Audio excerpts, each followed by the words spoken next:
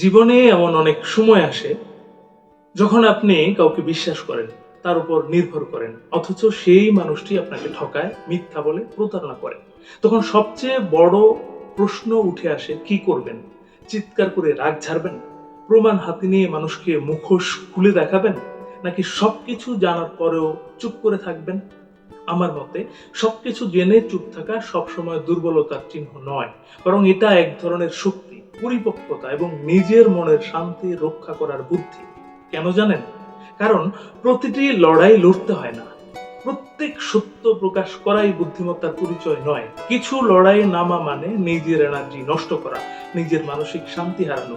এমন কিছু সত্য আছে যা প্রকাশ করলে আপনার জীবনে ভালো কিছু যোগ হয় না, বরং অপ্রয়োজনীয় ড্রামা তৈরি হয়। চুপ থাকা মানে আপনি হেরে গেলেন, এটা ভুল ধারণা।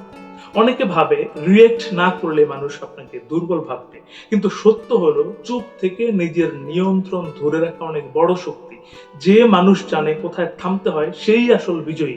কারণ চুপ থাকার মানে আপনি এই বিষয়টিকে গুরুত্ব না দিয়ে নিজের মানসিক শান্তিকে অগ্রাধিকার দিচ্ছেন। ৩, কর্ম নিজের কাজ করে। কেউ যখন প্রতারণা করে তখন তার ভেতরের চরিত্রই প্রকাশ পায়। সময় তার আসল বিচারক। আজ আপনি কিছু না বললেও আগামীকাল সেই কাজের ফল সে পাবে। তাই অপ্রয়োজনীয় ঝগড়া না করে সময়ের উপর বিশ্বাস রাখুন। ৪, নিজেকে হালকা রাখুন। অন্যের মিথ্যা ধরে প্রমাণ করার চেষ্টায় আপনার এনার্জি শেষ হয়ে যাবে, অথচ আপনি যদি সবকিছু জেনেও শান্ত থাকেন, নিজের কাজে মন দেন, নিজের সুখের দিকেই মনোযোগ দেন, তাহলে আপনি অনেক এগিয়ে যাবেন।